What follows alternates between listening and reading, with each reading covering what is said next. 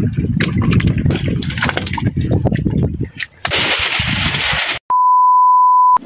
a good day mga kaprobinsya.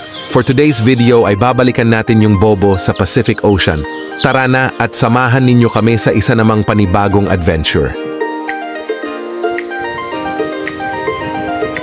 So ayan, nakarating na tayo sa ating area of responsibility para sumakay sa ating Titanic. Matagal na rin hindi tayo nakapag-reels dito sa Facebook, kaprobinsya. Busy na kasi ako.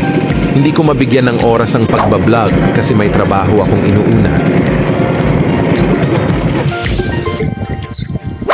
Fast forward na tayo, tignan natin kung may laman ba yung bubu natin. Kung nagbabalak kayong mag-fish trap kaprobinsya, huwag kayong mag-expect na may laman palagi na isda yung bubu, tsamba-tsamba lang kumbaga.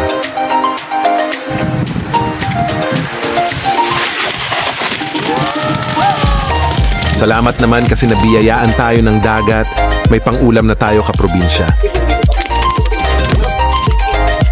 Sarap nito pang sabaw at pang-ehaw kaprobinsya. Mapapadami tayo nito sa kaning kaprobinsya. Bali, dalawa yung bobo namin kaprobinsya. Fast forward ulit tayo. Nung naunang bobo ay marami-rami ang kuha, itong isa naman ay di masyado madami pero malalaki ang laman ng bobo. A few moments later. Ayan ang lalaki, mga kaprobinsya. Yung isang timbungan talaga ngayon lang ako nakakita na nasa 400 to 500 grams ang timbang. Kasing haba ng aking paa. Meron pa daw tig-iisang kilo neto pero nasa malalalim na parte na yun ng dagat.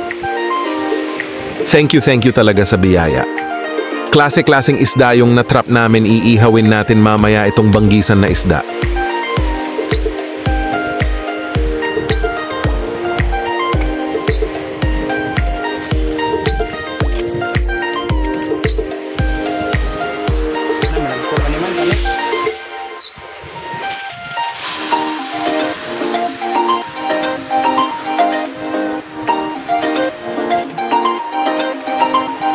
So that's all for today's video kaprobinsya.